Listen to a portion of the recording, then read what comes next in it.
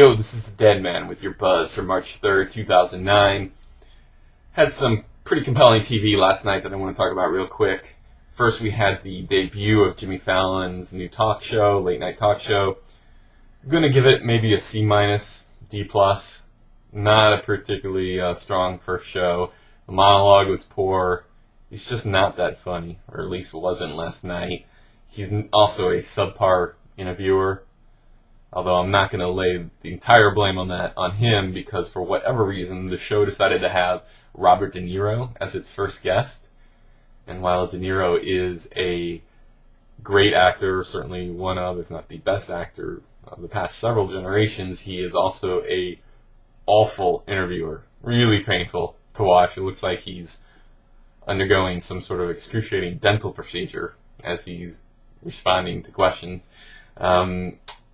Followed up with a Justin Timberlake interview, which was better because Justin Timberlake is actually funny. Maybe funnier than Fallon. In fact, he definitely gives some pretty impressive singing impressions. John Mayer one was particularly good. But anyways, it was not a disaster, but certainly not the most auspicious debut either last night. I guess better than Chevy Chase's first show, but that's not saying much. Okay, now on a more important level, we also had last night the season finale of The Bachelor, which was actually showed one of the most stunningly classless acts I've ever seen on national TV, which is obviously a very high bar.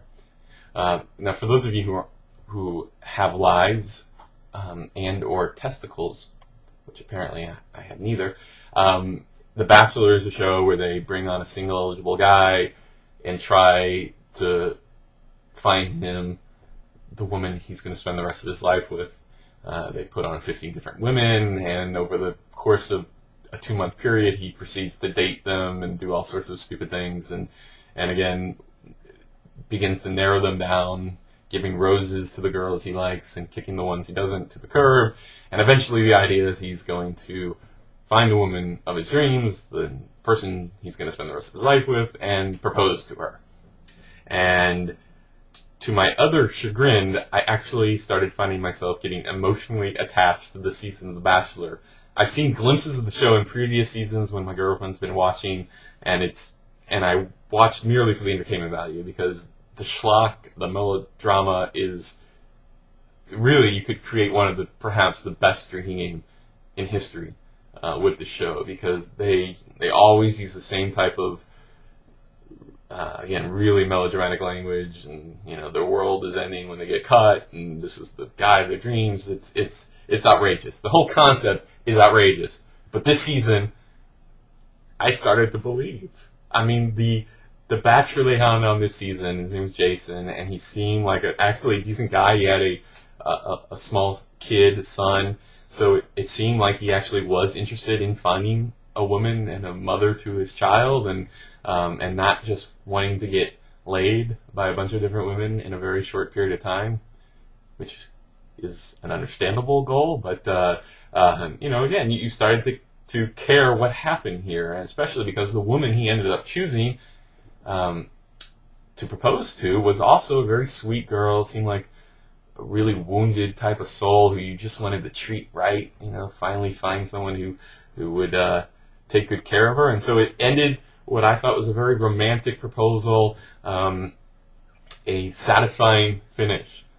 Unfortunately, right after the show concluded, they had a review show where, I guess 6 weeks later, they filmed this recap show where they brought back on The Bachelor, who decided this was an appropriate time to let America know that this woman he ended up proposing to 6 weeks earlier wasn't right for him, and that he wanted to break up with her on national TV, and then bring on the woman he chose, the runner-up, the woman he didn't choose to propose to, and ask her to give him another shot.